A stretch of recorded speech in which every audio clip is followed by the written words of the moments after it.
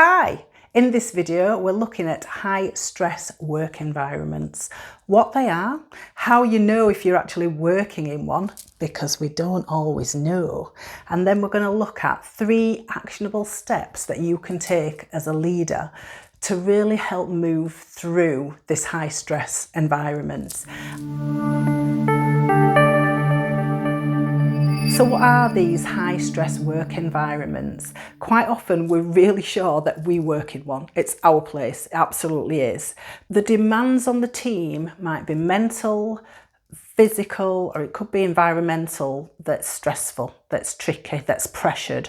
It can be a combination of all of these together as well, which compounds the impact of the high stress environment. There are defining characteristics though. And so just consider your workplace. These can fluctuate, but the first one up is unrealistic expectations. So if you're working in an environment and what is asked of you isn't realistic to you and generally to the rest of the team, then potentially this is a high stress environment. What happens in this environment when the pressure's on is that people feel overwhelmed. They feel as if they can't function.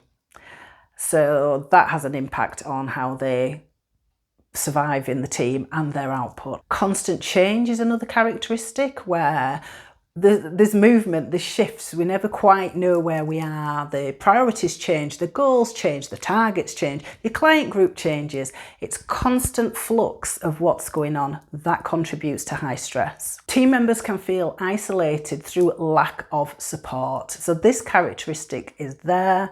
And the support can come in very many guises. As a leader, there's something around leadership and management, but there's also around peer support. So are the teams that you're working in fertile for peer support, for everybody supporting each other? Another characteristic is a poor work-life balance. And this can be where people are working excess hours and they feel they need to and they have to, and that impacts on their home life. And the final one is they feel a high pressure to perform. For a high stress environment, there is that kind of implicit pressure that you need to perform to stay in the game.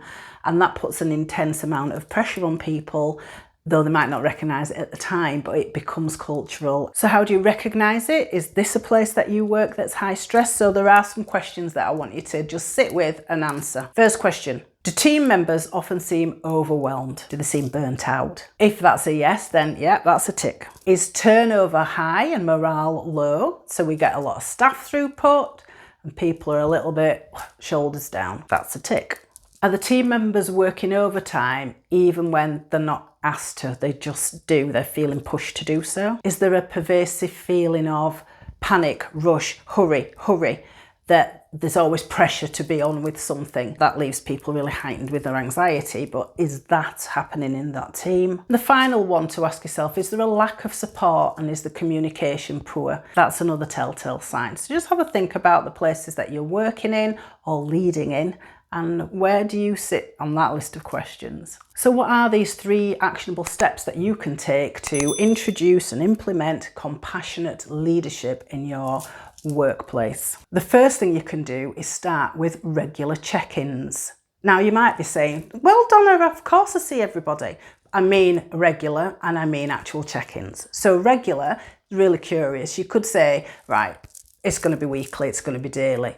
I don't know. I think the key to this is checking in with your people, the team. How often would they like that? Individually, each person, separately. Where I've worked as a leader, I have people who want a weekly check-in right through to somebody who wants to check in with me every 3 months.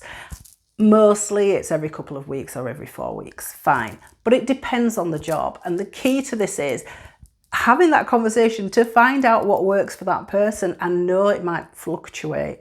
Now that check-in, the quality of it really matters. It isn't just a, hey, how are you doing? We've got a little bit of time. How's your workload?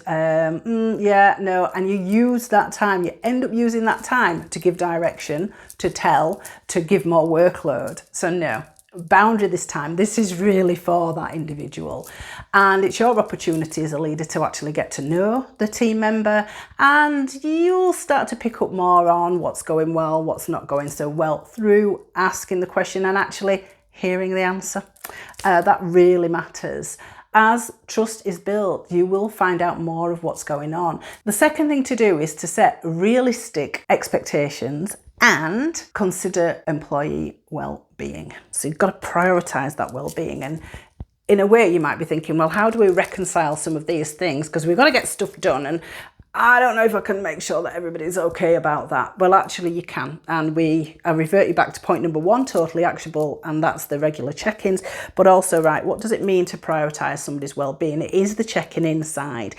And if you match it with realistic expectations, then you've got somebody who is in a position where they can actually fulfill their role. If what you're asking to somebody to do isn't realistic, what is the culture in your organisation? What is going on? If we're piling too much on, if the organisation chooses to do that through you or because you choose that, is this the way we're going to get members of the team feeling well, feeling valued? And we want teams flourishing, we want room for creativity, and by setting expectations that are realistic, it allows for that, and you'll get more from people, and their job satisfaction will go up, so everybody wins. The final point is about practicing active listening. And you might say, yeah, Donna, right, okay, that's a really good one. Yeah, I didn't see that coming. It's really important. If you're doing it and you're not listening, you're doing it to tick a box to say, well, I've done my compassionate leadership. Yeah, whoopee. You need to really check in, tune in, listen, whole body listening. Suspend what it is you want to get out there and give that time. Be curious, ask clarifying questions, summarise, allow space. Silence is okay. Don't have to fill it. It's all good. So if you allow yourself to do that, you can therefore acknowledge and hold people's responses. You don't have to fix everything. No pressure. You don't suddenly have to massively perform. If somebody wants to share emotion with you, you can deal with it. It's okay. The world will keep turning. They obviously feel safe enough to share, and you've got to be broad enough to hold. You might say, right, okay, that's the 3 steps I want to bring. Genuinely sit with it, and are you doing them? If you can master and perfect those, you're doing great. Carry on as you were. So until next time, I will leave you with it. If you want to know more about compassionate leadership, then watch this video, though it might be there. Good day.